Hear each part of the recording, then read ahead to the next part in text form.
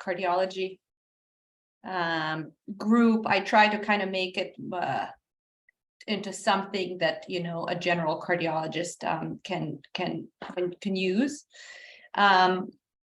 So let's see. So no disclosures. And then just a brief outline. I'll talk a little bit about a heart transplant at Stanford, about our clinic team and workflow, and then I'll present a case and some of the complications that we manage. It was about 55 years ago that a first adult heart transplant was done in the US, and it was done at Stanford by Norm Shumway. And it was a pretty special moment. They called it a magical moment in this piece that was done for the 50th anniversary of this transplant a couple of years ago. Unfortunately, the patient survived only about 2 weeks, and that was probably both because he was too sick to even have a transplant, honestly, and then we obviously didn't have good immunosuppression at that point. And it wasn't until the 1980s when cyclosporine was introduced into clinical care that it was only then that the survival started improving significantly, and has been improving since, which has been great for our patients. So, hey, Petra, yeah. Sorry to interrupt, but we completely forgot to introduce you. Okay. So if you don't mind, I'd like to introduce you now, if that's okay. That's great. It's very informal, as you can tell with all our fellows, but just so we have it here. So everyone, you've already started to hear Dr. Mamich's excellent presentation, but just to give you an introduction, so she is currently an instructor of medicine at Stanford.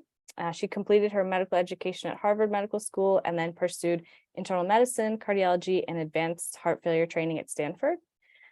She is a physician scientist whose research focuses on understanding the role of the gut microbiome in cardiovascular disease, especially in the context of heart failure and transplant patients. She is the recipient of an AHA Career Development Award and a Stanford Translational Research and Applied Medicine grant.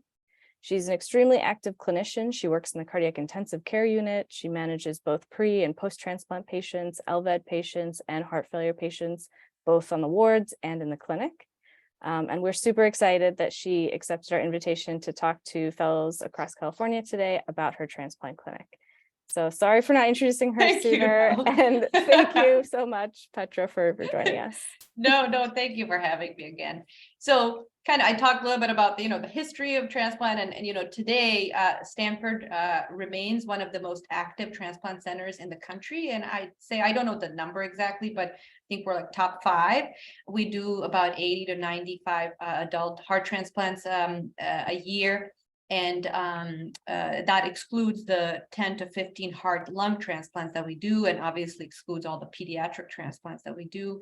And we have a very active clinic, and we follow more than 700 patients in our longitudinal clinic. And I asked our nurses to kind of give me like a fun fact, and our most remote transplant is someone who was transplanted in 1984 and has a 38-year-old heart, 39 soon, which is pretty exciting. So it really is a team sport. And here you see some of our team members. On the left side panel are the physicians. There's about 14 of us here, and our fellows, advanced heart failure fellows, are Joyce, Anu, and Sunny, and Brian. And then we have a group practice model, so we all take care of all patients post-transplant. And then on the right side panel are some of our pre-transplant and post-transplant nurses, our pharmacists, schedulers, research nurses, and nutritionists, Rana. Corinne, Lori, Stephanie, Jennifer, and Rebecca are our post-transplant coordinators. And while on the physician side, there's a group practice model, on the nurses side, each patient is assigned to one nurse coordinator. And so there's a lot of continuity of care, and these nurses know these patients very, very well.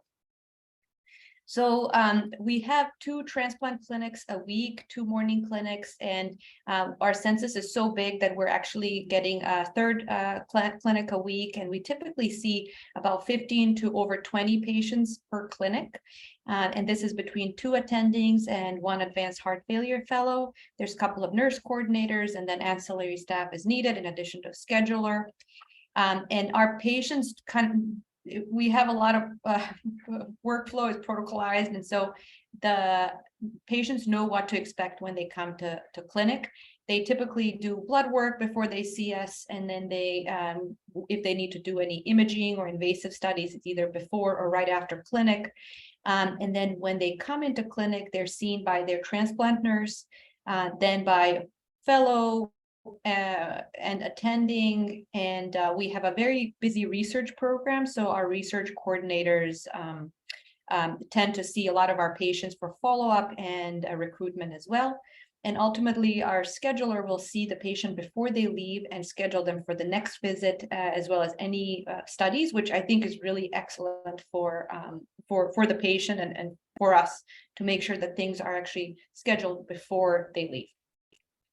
So this is our protocol of the routine patient testing during these clinic visits. And it's a busy slide, so I'll just kind of highlight that during the first year, we see patients a lot. And then as you move farther from transplant, patients come in less and less frequently because there's less and less need to manage things actively. Beyond first 2 years, we see patients twice a year. And one of those visits is an annual visit that's pretty comprehensive. And so we'll talk about this patient who came for his annual visit, and we can kind of see what we do and kind of what happens with all the testing and whatnot. So this is a young guy who's actually just finished law school, passed his bar exam, was getting ready to start practicing law. He had his heart transplant when he was 18. It was done for ARVC and had a pretty uncomplicated course. He did have a moderate cellular rejection immediately post-op, but that was treated without any complications. And he was doing very well, came for his routine 9th annual visit, and was doing well overall, but he did mention that he was not able to go back to running his half marathons since he had COVID about 8 months prior, and he noted that his heart rate was slightly higher. And so, what do we do at an annual visit? So typical things we do is we do some routine labs, we do drug levels, we look for donor-specific antibodies, which can develop at any point after transplant. We typically, beyond first 2 years, we don't do routine surveillance for rejection, but everybody gets an echo at least once a year, and that's either a resting echo if they're going to get coronary angiogram for a graft vasculopathy screening. If not, they get some either exercise or tubular stress. The other important thing that we do is just the routine healthcare maintenance review.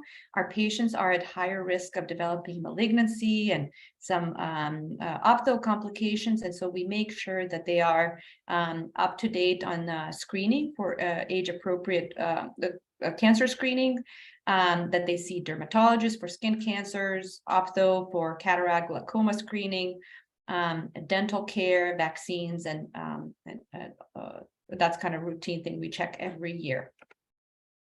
So this is so this young guy had an exercise stress test, and so I'll try to play these images, and as you can see, his ejection fraction looked a little reduced, and he did have some mild LVH as well as some mild RV dysfunction, and they called it so they called it a EF of about 40%, mild LVH and mild RV dysfunction, all of which were new from before.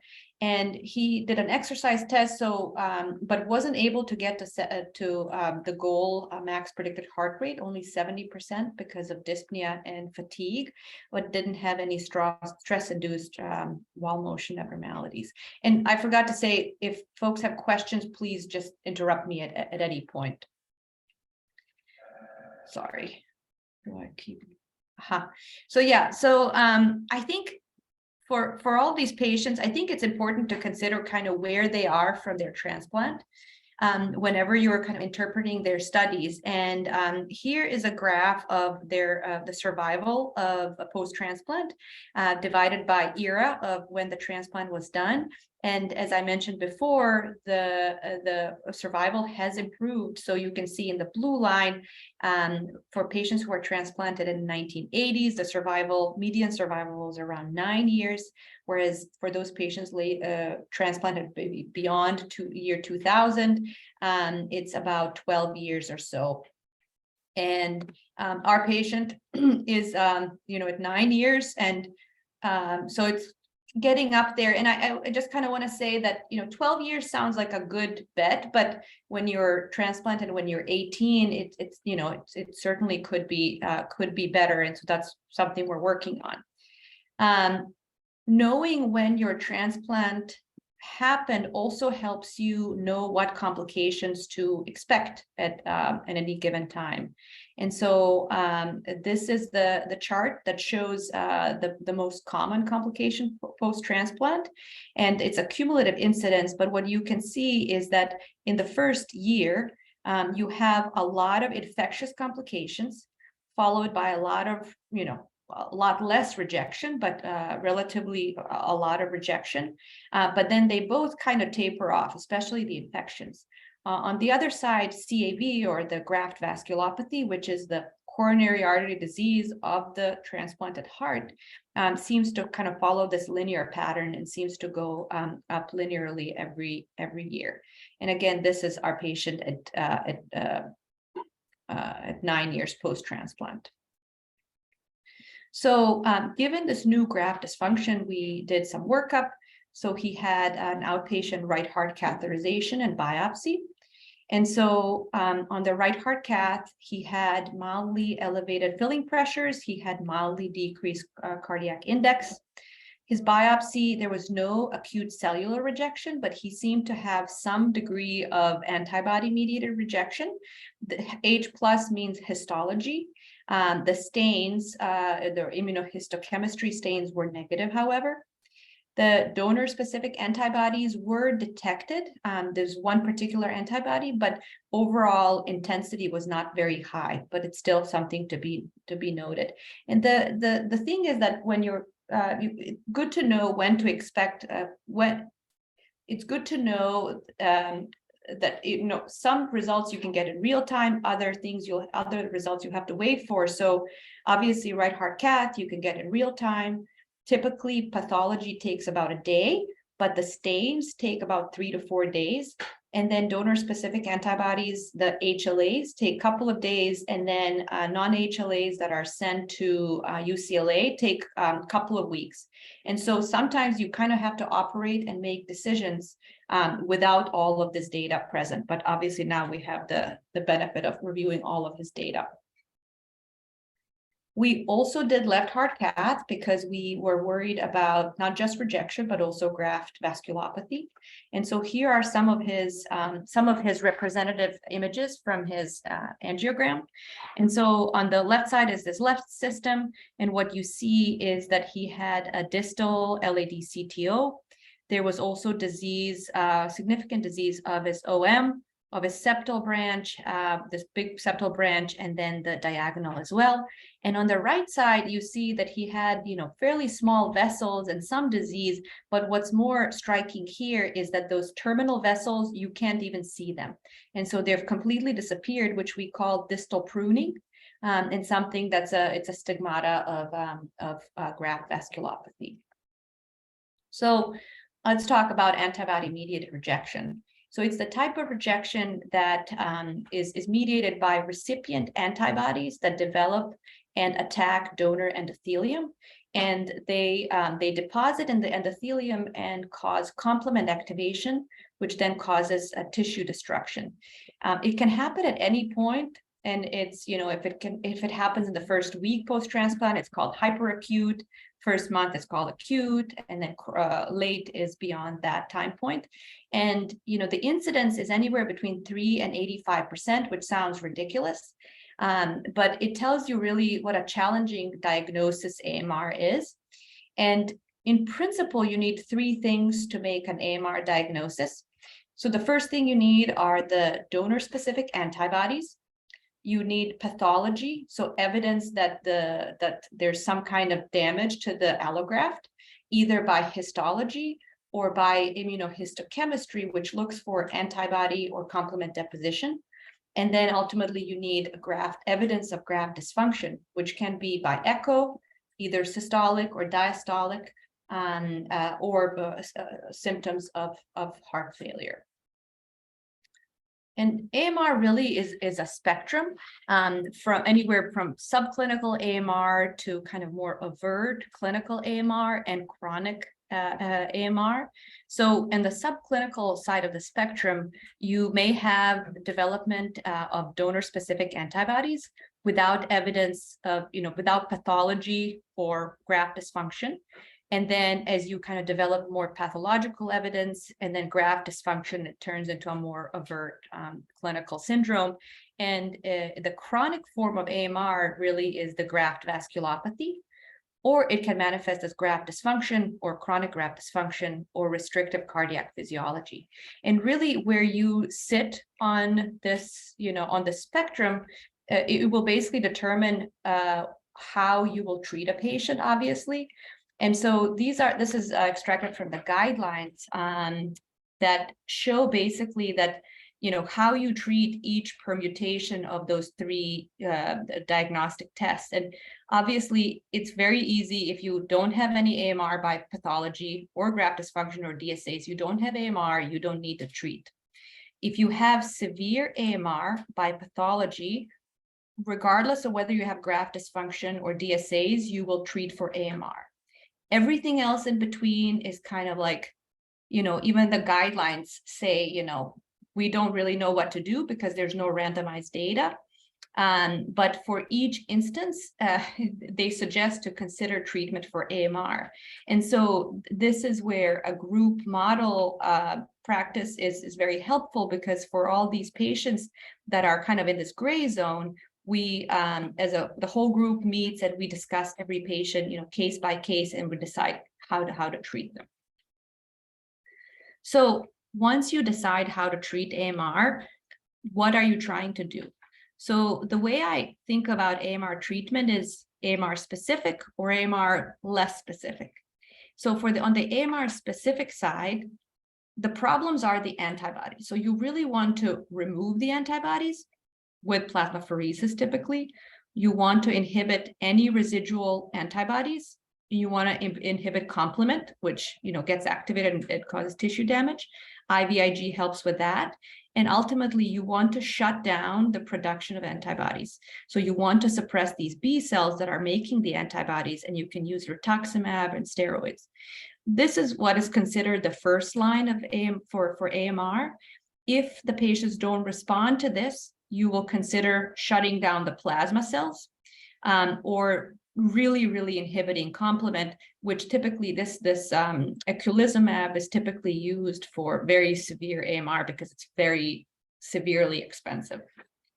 On the less specific side, you want to suppress the T cell response because T cell response drives B cell response. And so things that help do that are steroids. We typically will boost routine immunosuppression, and there are other kind of third line treatments. So our patient got the first line of therapy, and this was his echo post. And what you can see here is that his both his RV and LV look better, but his LV is not normal. His EF was read as 48%. So now you're kind of caught in this situation where you've treated AMR, but they're not, completely better. So then did we miss something? And, if you recall, he also had significant graft vasculopathy. And so, when you think about graft vasculopathy, the prevalence is up to 70% at 5 years. So for someone who had it at 9 years, that's really not surprising at all. And here on the right side, you see the comparison between your typical athero and the graft vasculopathy. And you can see that unlike typical athero, which is eccentric, which is focal and eccentric, on the graft vasculopathy, it's very diffuse and it's very concentric. And so if all of your vessels are affected like this, you can see how angiography can underestimate severity of graft vasculopathy. And so in our program, we rely in almost all of these patients on intravascular ultrasound, which basically looks for the intimal thickening. And that's the very important part of the graft. And I think in his case, I forget how, but it was elevated. His intimal thickening was increased. Typically, the graft vasculopathy is frequently it's asymptomatic, and when it does present with symptoms, the symptoms are non-specific because remember the heart is denervated. And so you will almost never see somebody who has classic angina. There's some, in some patients, especially beyond 5 years, the heart can renervate a little bit, but still it's very rare to get your classic angina. And typically the disease progresses slowly and gradually, but in certain cases it can progress rapidly and unpredictably, and at those times it's associated with late onset AMR. And I won't say many patients, but a good portion of patients do present with sudden cardiac death as manifestation of this, and so it's something to take very seriously. Unfortunately, the treatment options are limited, and so we really try to focus on prevention as much as possible. And so everybody gets statins because statins have been shown to decrease the incidence of CAV and progression of CAV, and they improve survival many years after transplant. And this is felt to be related to both LDL reducing effects and other kind of myriad anti-inflammatory effects of statins. The next way to prevent CAV are mTOR inhibitors like sirolimus and everolimus. They have anti-proliferative properties, and they and through those properties, most likely they decrease the incidence of CAV development and progression as well. And then the data is weaker for aspirin for primary or secondary prevention, so we kind of use it more selectively. When it comes to treatment, if patients have discrete lesions that are amenable to PCI, PCI is an option.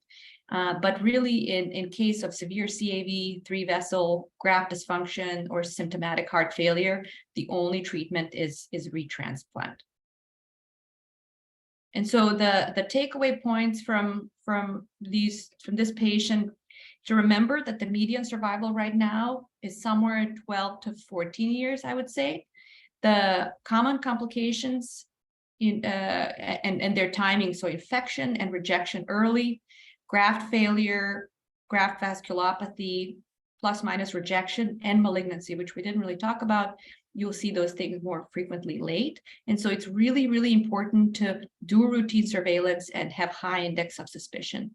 AMR, it's tough to diagnose and tough to treat.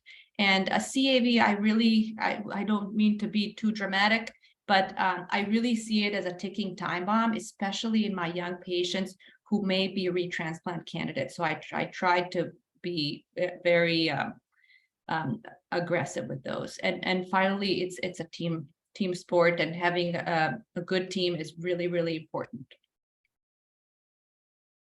And that is it for me. Thank you for your attention. And if you have any questions, happy to take them now or later.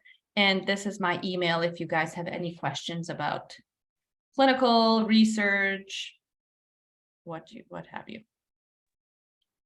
Fantastic. Thank you so much, Dr. Mamich.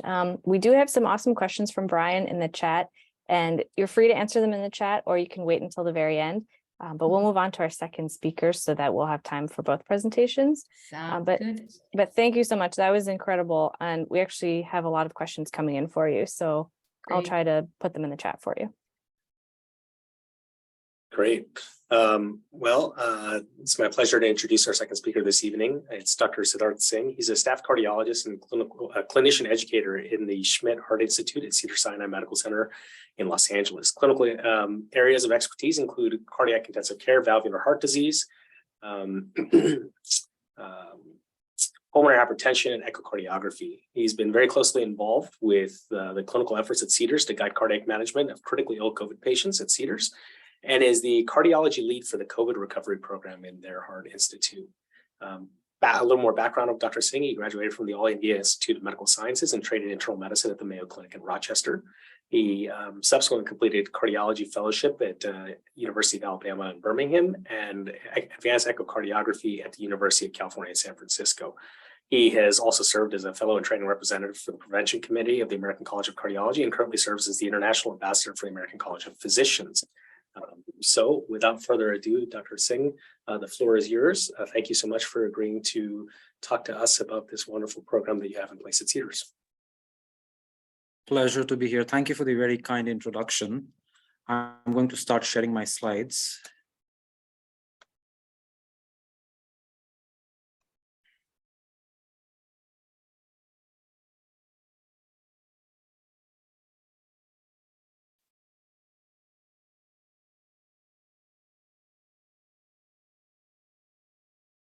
So thank you, for being here. I thought I'd spend about 20-25 minutes talking about, what we have learned about some of the long haul symptoms in COVID patients, especially, as, over the last couple of years, it has become clear, that this virus is here to stay.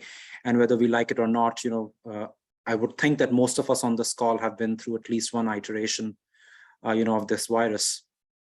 So the way I've structured this talk is that, for the first 15 minutes or so, I'll be talking about some of the things we have seen in clinic when it comes to long haul or PASC symptoms. PASC, an acronym for post-acute sequelae of COVID. And then I think I'll talk about, the structure of our clinic and what are some of the things I've learned from starting, a new clinic. I really have no conflicts of interest here. I'll start by saying that, the way I got started in this was that, early on in the pandemic, I was involved in the ICU care of a lot of our COVID patients at Cedars. So when this clinic was starting sometime in August or September of 2020, the leadership of infectious disease and medical ICU had approached me at that time to see if I was interested. And initially, I was not very sure of, what this would really entail in terms of time commitment. And little did I realize that this was going to be, going to turn into a labor of love. And, these patients, as many of you on the call would know, at times can be very challenging, but it has also been very gratifying, to take care of, a lot of them and kind of guide them through their disease journeys. So just a quick word, on PASC or long haul. This is one of the first big papers that came out more than, 2 years ago out of China, where they showed that out of almost 1,700 patients, about 6 months after the acute illness, at least a quarter of patients had some, psychiatric symptoms. About 50% had, abnormal CT findings in their lungs on imaging. And a lot of patients also had other features like fatigue, muscles, weakness, had sleeping issues, chest pain, et cetera, et cetera. So this paper got a lot of press, back then. And, this is something that just came out, a week ago or 2 weeks ago, this expression of concern, by editors of Lancet. Some reviewers had pointed out that there were some discrepancies in the data from this cohort. They had looked at data from, 6 months and 1 year mark and discovered that there were some inaccuracies. So this manuscript is actually currently undergoing review. And this expression of concern, was just issued in January this year. I think this kind of points out some of the issues we run into when we are interpreting literature in this field. We are all aware of the Surgisphere controversy that happened, more than 2 years ago, and how some, manuscripts and very prestigious publications were retracted. So I think as we have grown our program, as I've seen more and more of these patients, I've had to learn how to read the scientific literature, more critically, and distinguish, therapies that really make a difference from, therapies that are more like snake oil. And this is, I think, an important study that came out of the VA, observational in design, looking at almost 500,000 patients, where I think importantly, the authors showed that among veterans who were not hospitalized for COVID, so these are people who were managed at home, regardless of what comorbidities they had, in multivariate analyses, having COVID increased their odds of dying after the first 30 days of illness. And they also found that there was higher burden of cardiovascular comorbidities in these veterans, who had COVID. Very interestingly, the authors used positive and negative control in the study. So not prone to as much bias, as you would expect in some of the observational designs.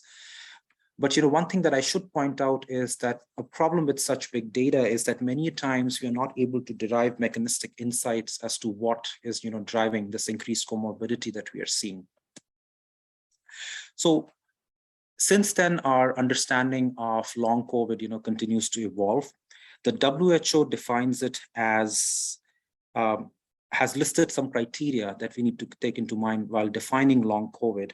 What they say is that symptoms should usually start 3 months from the onset, or should be present 3 months from the onset of COVID-19, and they should last for at least 2 months, and they cannot be explained by alternative diagnoses.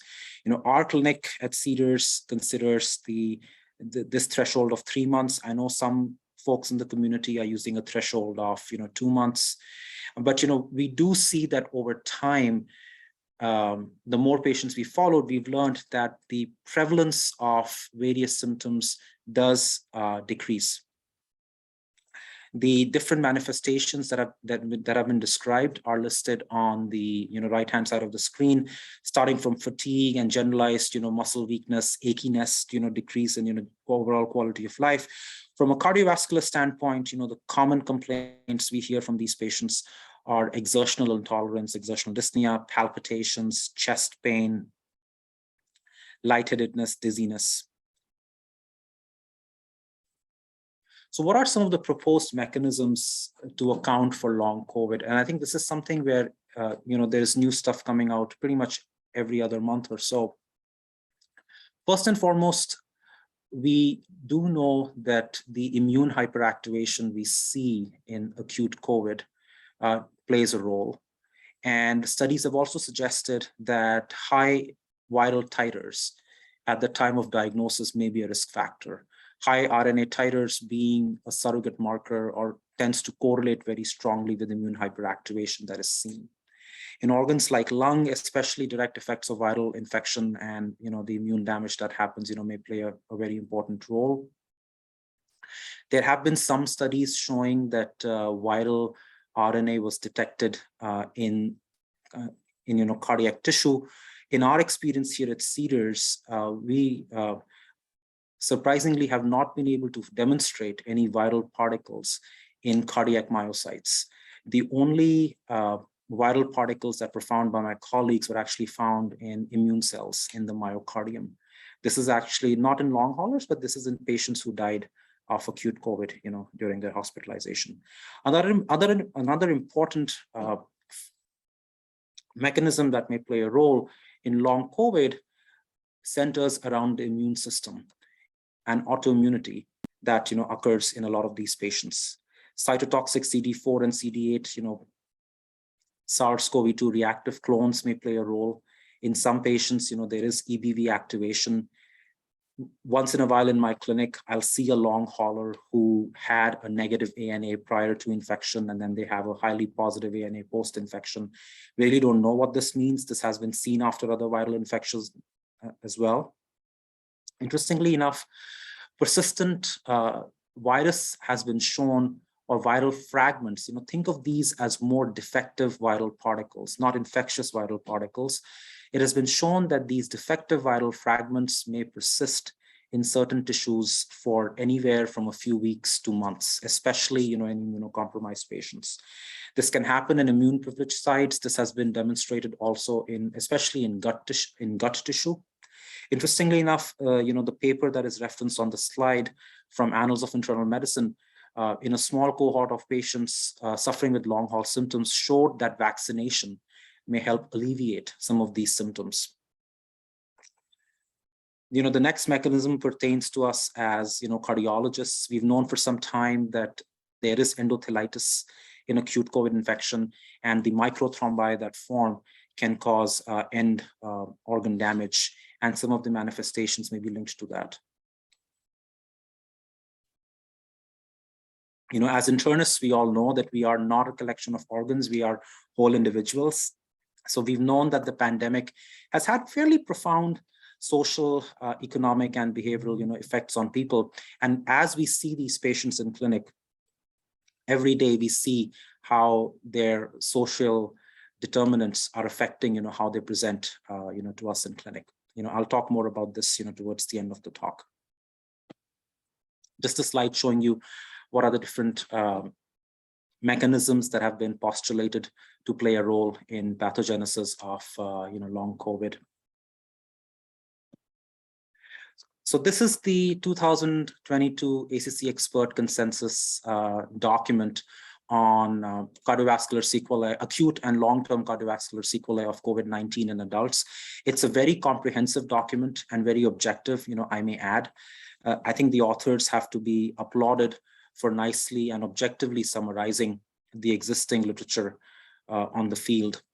I will also add that, as I have practiced in this subspecialty, I have learned that, while interpreting various studies, one has to be aware of different biases that operate, in observational studies, especially when it comes to how patients were selected, what kind of responses they gave, what reporting tendencies they may have, and if, the study had, control group.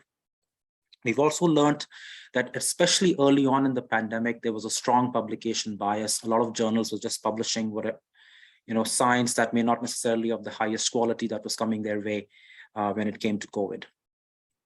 But I think this document is great, and I would suggest everybody, peruse it. So on the cardiology side, we have seen, almost 200 patients through December 2022.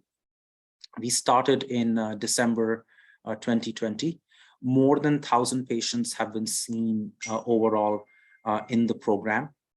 Like I said, the common complaints I have encountered, range from palpitations to dyspnea, exertional intolerance, and chest pain, along with post-exertional fatigue. I think it's very important for me to mention that a small proportion of patients I see as a cardiologist presenting with long COVID, they do have features that suggest chronic fatigue syndrome or myalgic encephalomyelitis. And this kind of impacts what kind of recommendations, we give them, and we'll talk about this in a few minutes. When we see them, at least from a cardiology standpoint, our initial assessment, besides, a good history and physical, is, doing a metabolomic profile, especially with focus on lipids, A1C. Since they have cardiac symptoms, we do get an ECG, an echocardiogram, and, we'll also get a 6-minute walk test, not so much to get a sense of how much, they can walk, but also I think to assess their heart rate response and whether they, desaturate, with exercise.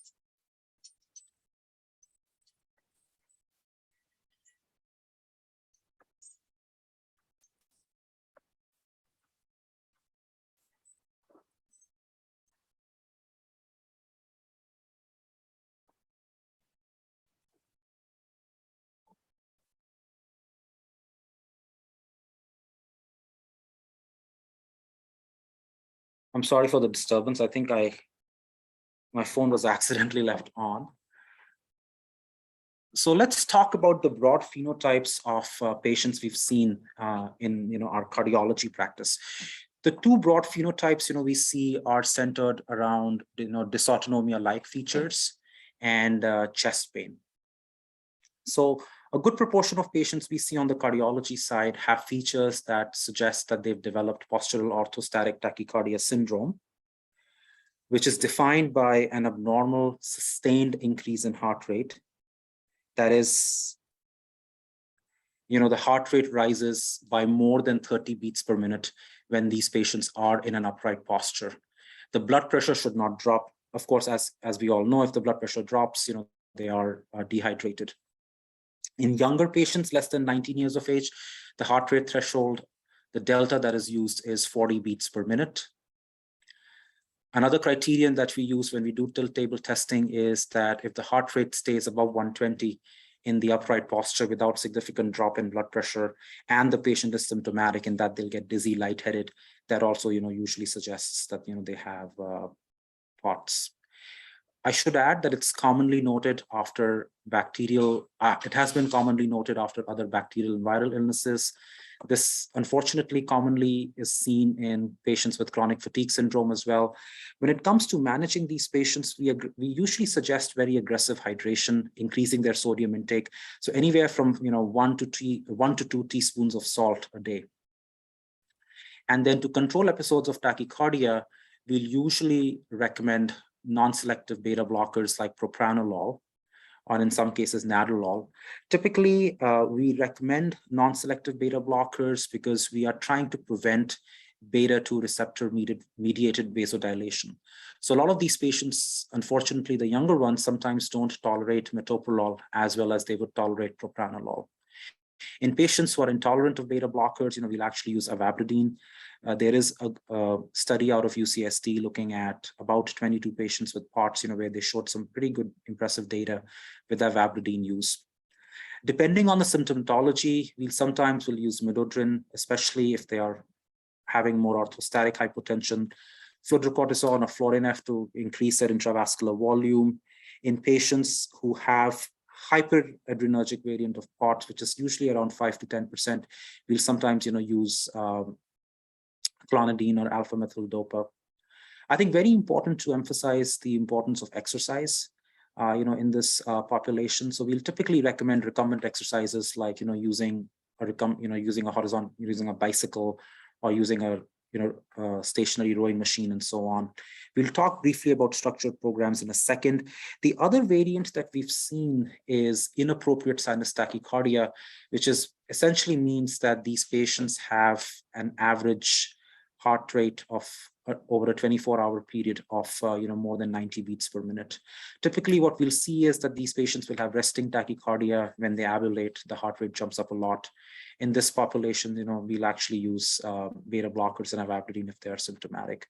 Of course, if they're asymptomatic, many times we leave them alone. This can also be seen in the setting of deconditioning. That very commonly happens in people seeking care for long-haul COVID.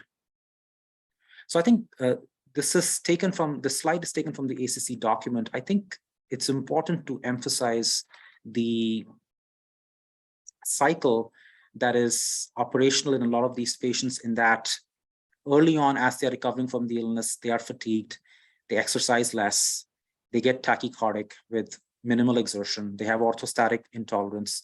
This perpetuates the cycle of even lesser amount of activity, more bed rest, which in turn leads to reduction in intravascular volume, cardiac atrophy. I will add that in some of the more advanced cases, especially of CFS, I have seen in younger people, it's not uncommon to look at their echoes and see that the cardiac chamber size is on the smaller side of normal than what one would expect with body surface area. So this is, I think, the cardiac atrophy that eventually sets in with deconditioning. So typically for these patients, what we recommend, the ones with POTS-like features, that exercise is very important. For the ones who are very motivated, we do recommend structured exercise programs. I will add that in the ME/CFS population, this can be a double-edged sword. Some studies and ME/CFS advocates have suggested that structured exercise programs may actually make these patients worse. We typically recommend that patients start with more recumbent or supine exercises that are shown in the lower half of the screen. And there are different protocols that have been proposed. One that is very common is the CHOP modification of the Dallas protocol, where typically for the first 3 or 4 months, patients will do more supine or recumbent exercises. And then typically around the 4 or 5 month mark, they'll actually slowly graduate to performing more upright exercises. Other, supine exercises that I tell patients to do besides, what's shown here, they can do things like, bridges, leg raises, leg presses, and so on. And simply, what we tell them is for the first, month or so, for the first week. They'll start by exercising just 5 to 10 weeks, and then they slowly increase it, in increments of 2 to 3, minutes a week, every day or so. So they'll start usually at 5, and by the end of their first month, we want them doing like 10 to 15 minutes of, daily exercise. And I think it's important to emphasize that a lot of these patients will come back to you and said that they have these ups and downs, or they may feel better, but then they may have relapses. And that's where I think it becomes tricky with the ME/CFS population. The other big phenotype that we used to see in our clinic, this has become less common with Omicron and the newer variants, at least this is our anecdotal data, was patients presenting with chest pain. We, of the 200 or so patients that we saw, we scanned 98 patients who had some symptoms that could suggest, pericarditis or myopericarditis. And we found mild findings to suggest pericarditis and myopericarditis in 5 of those individuals. And they were treated, with standard, anti-inflammatories. In mild myocarditis, typically in the long haul population, it's exceedingly rare to see severe, reduction in ventricular function. Typically what we'll see is, some, borderline elevation in T1 or T2 times, perhaps a little bit of, late gadolinium enhancement. If, ventricular function is a little low, you can always, expose them to vasodilators like ACEs and ARBs and even aldactone, which is great for myocardial edema. For the patients we've followed here in our practice for the last 3 years, we have, at least for now, we have not noticed any long-term adverse effects on myocardial function. I think one important thing that I should point out is that early on in the pandemic, there were a few publications where investigators claimed a high prevalence of abnormalities on MRI imaging in this population. And yes, the more you'll scan, the more you'll find. So I think it's not entirely clear whether sometimes these subtle or minor abnormalities we see, if they actually relate to the patient's prior COVID infection, a different disease process, or it's just an incidental finding. But in the 5 patients where we did pick up incidental findings in our clinic, we haven't noticed any long-term adverse effects. So I think the authors of the ACC statement also took this into account, in that subsequent studies have shown that the prevalence of such MRI abnormalities was lower than what was initially published. And I think that's why we take a nuanced approach now when it comes to doing MRIs on these patients, in that they have to have symptoms and some abnormality on imaging or biomarkers that suggests ongoing myocyte damage. Of course, common to see non-myocarditis or non-pericarditis related chest pain in this population. Like I said, lingering pericarditis is has been rare in our practice for the last year. Early on in the pandemic, we did see it. Common to see costochondritis, like features. Some of these patients will have chest wall tenderness. They may not necessarily have costochondritis. One does wonder if it's linked to, some ongoing, neural damage. We typically will trial NSAIDs, and we've also had good luck with gabapentin, in our clinical practice. It's common to see GERD in many long haul patients, causing esophageal spasm. So, and I think this kind of highlights the other thing that I've had to do as I've seen these patients. Me and my colleagues, always have to put our internal medicine hats on, when we are seeing these patients. In the right person, screening for ischemia, there have been few case reports of coronary microvascular dysfunction, and there have been, cases where folks have been treated with nitrates and calcium, channel blocker. This gets at this whole hypothesis of endothelial dysfunction that is, we know, associated with COVID infection, and that causing, coronary microvascular dysfunction, which can be picked up either by provocative coronary testing or stress, cardiac MRI. But, the studies that are out there, at least to the best of my knowledge, are fairly small. Other manifestations that we've seen in our practice, sometimes, folks can develop new onset hypertension, which actually surprisingly in some cases gets better over time. We know that this is angiotensin II mediated. I've had patients now whose hypertension became difficult to manage, for a few months after COVID. Once in a while, we will see patients, presenting with new onset atrial fibrillation after their COVID infection. We've also seen atrial tachycardias, not only after COVID, but also interestingly, we've had a few cases after vaccination. Few, cases here and there of DVT, PE, subacute onset, pulmonary hypertension related to pulmonary emboli. I think one thing that as a cardiologist, and also somebody who's interested in prevention, I've seen in about a third of long haulers I see is the weight gain that happens and, worsening a metabolic profile. The other interesting thing that we've learned in our group practice is that some of these patients, they have ongoing immune activation in that, we'll see persistently elevated C-reactive protein levels and IL-6 levels for up to 6 months to, as far as, 9 months out. And they really don't have, except for these long haul symptoms, they don't have other objective evidence for end organ damage, as in pericarditis, pleuritis, and so on. And at this stage, one really doesn't know what to do with these elevations, in biomarkers. But I think this does suggest that, the immune system plays, an important role in presentation, of a lot of these patients. We do see ANA positivity, like I mentioned, again, is, one needs a controlled design to be able to say what's the exact association of this with long haul symptoms. But we haven't had folks develop, frank lupus or other connective tissues after, being diagnosed with COVID. And like I previously said, this has been documented after other, viral infections as well.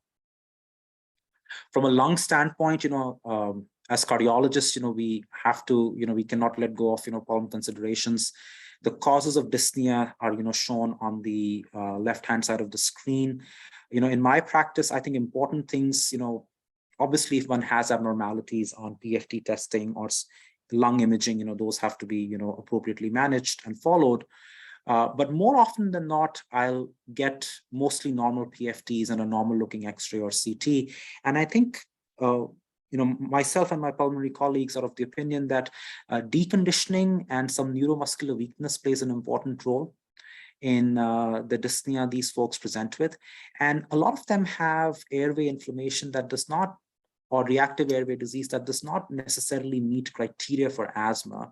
But if they have a history that suggests that they have a component of reactive airway disease, we'll actually treat them with bronchodilators and low dose inhaled steroids. Obviously, if they have any GERD or lingering sinus troubles, which are actually not that uncommon after COVID, I would treat that because that can also potentiate airway inflammation. And the workup, our approach to workup is shown on the right-hand side of the screen. Like I said, interestingly enough, when we started this clinic, we thought we were going to get mostly people who were hospitalized with COVID or were in the ICU, but majority of our practice actually has comprised of patients who were treated with, who basically recovered, from COVID at home. So no strict relationship between symptoms, dyspnea, and their degree of initial disease. In select cases, we'll proceed to CPETs and, and very rarely invasive, CPETs. I think important for me to mention, and this kind of ties into the dysautonomia, we know that low preload states can potentiate dyspnea. So I think it's very important for these patients, who belong to the dysautonomia phenotype, that they should try to stay hydrated at all times. And for the motivated patients, we do refer them to cardiopulmonary rehab to incorporate aerobic and, more diaphragmatic exercise to help with breathing. I think this is just a slide showing you the guidance on return to play for athletes. This has been through a couple of iterations in the last few years. I think I'll summarize this by saying that most athletes, especially if they are asymptomatic or mildly symptomatic, don't need testing. Testing is only indicated in cases where folks have ongoing cardiopulmonary symptoms or have abnormalities on initial testing, like abnormal EKG, elevated cardiac biomarkers, or subtle abnormalities in echocardiogram. And for the most part, we should be able to, clear athletes fairly simply for exercise. So I think I'll shift gears a little bit. After having talked science and clinical medicine, I'll talk about, how our clinic is set up at Cedars. So it is a multidisciplinary group. And it's interesting in that, as some of you may know, Cedars is plural in its structure, in that we have, faculty, folks from Cedars-Sinai Medical Group and private, practitioners who come together to provide service, in this COVID recovery program. My colleagues from neurology, psychiatry, neuropsychology, pulmonology, infectious disease, cardiology, and PNMR, are shown, here on the slide. And the way we do things is that the initial intake visit is anywhere from 2 to 4 hours. On the cardiology side, we typically have patients describe by means of an essay their initial symptoms and specific things they would like me and my colleagues to help them out with. They also fill out standardized forms like SF36, PHQ-9, impact of event scale, which actually captures traumatic events and their effect, and the generalized anxiety survey, so that we can also track these over time. I think an important thing that I learned as I set up this clinic was, I think anytime somebody is starting a new program or a clinic, please do ask for help. I think having a nurse coordinator or a PA or an NP who can kind of streamline these things and enter data for you, I think is always very helpful. And, like I said, all of us at the beginning had to come together and kind of reach across the aisle and come out of our silos to establish, a multidisciplinary program in our complex ecosystem. Another thing that we learned as we went along was that most of these patients are very well informed. They are active on social media because they are looking for answers, and they keep up with the current, and they're pretty current with the existing literature. So I think it is, if you decide to see these patients, I think it's very important to, educate yourself frequently. The other thing that I learned was that because many of these patients are desperate to feel better and for treatments, they sometimes fall prey to therapies that are not rooted in science. And hence I would urge caution when you're recommending non-scientific or therapies that have not been shown to be helpful, to these patients. The other important thing being, these patients can tell fake empathy. So, I think it's important to listen and not judge. And, as the last thing that I'll mention that me and my colleagues, have learned over the years is that these clinics at times can be tough and they're very mentally draining. So I think self-care is very important. What are some of the strategies, we've had to learn as we, have taken care of these patients? Like I said, there is a good amount of overlap with CFS, dysautonomia, also fibromyalgia. I think a lot of these patients have been told by other physicians that it's all in their heads. So, don't fall prey to this. I think what these patients are feeling is real. And this has been well described after other infections as well.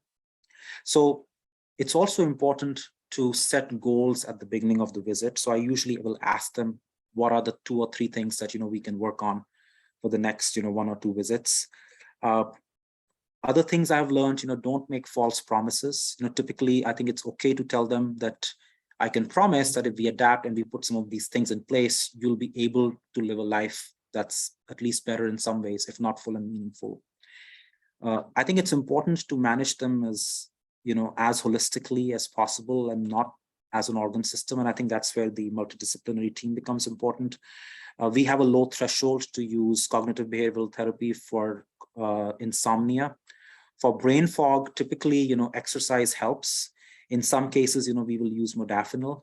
But another important tool for brain fog is, referring these patients to cognitive rehabilitation specialists so that they can work on compensatory strategies.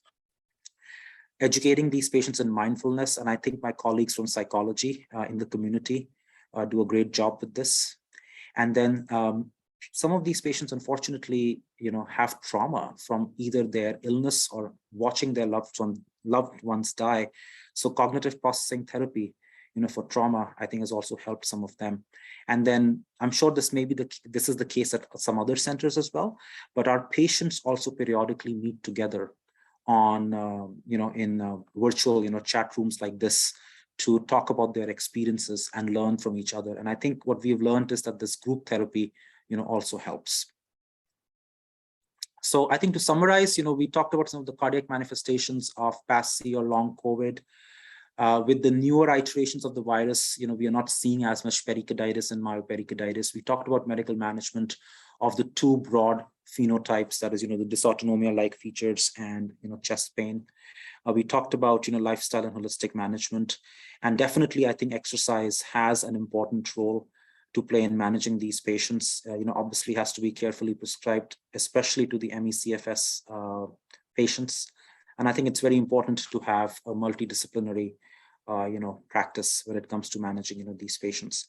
And, at least one thing that I've learned in the last 3 years, is, this, I think the quotation from, or this quote by Rudyard Kipling, cannot be more true, that, words are, of course, the most powerful drug used by mankind. So I would urge, empathy, when seeing these patients and not judging too fast. I think with this, I'll stop and I'd be happy, to answer any questions. Thank you so much for your attention. So a huge thank you to our speakers, Dr. Mamich and Dr. Singh, for your time this evening and for sharing these really wonderful lessons about the practices that you've built at your respective institutions and how you're delivering care to your patients and their families. I really appreciate the fact that you both harped on the fact that we are cardiologists that are taking care of individuals. So it's really important to reach back a few years or maybe more than that into our internist training and ensure that we're adequately assessing everything about our patients so that way they really continue to have those meaningful relationships with us. I'm just going to review the chat really quickly to see if there's any specific questions that need to be addressed offhand. I don't see anything for Dr. Singh in the chat, and Dr. Mamich responded in the chat in and of itself. So if there are any other questions for Dr. Singh, we can take those now. If I may add something, so I'm actually on call today and my phone rang as I was actually talking. So this will happen to you in clinic when you're seeing these patients, that there'll be these distractions, and then, one can, appears, we can, sometimes dismiss these patients. So I think it's very important, when I'm talking about mindfulness, to be also mindful of one's own conduct, when one is actually seeing these patients in clinic. Yeah, couldn't agree more. Technology is, I think, the double-edged sword that makes us more accessible and then potentially prohibits us from actually giving that 100% attention sometimes to everybody that's sitting right in front of us. So on that note, I don't see any questions directly for Dr. Singh. Again, a huge thank you to our speakers. Thank you very much to Natalie, my Northern California counterpart, as a fellow in training catalyst for section. A huge thank you to Liana and her team from California ACC for providing us with the opportunity and the platform to have these fellows in training lecture series as part of our signature Connecting California initiative. I hope you all have a wonderful rest of your Thursday evening, and take care. Have a good evening. Thank you.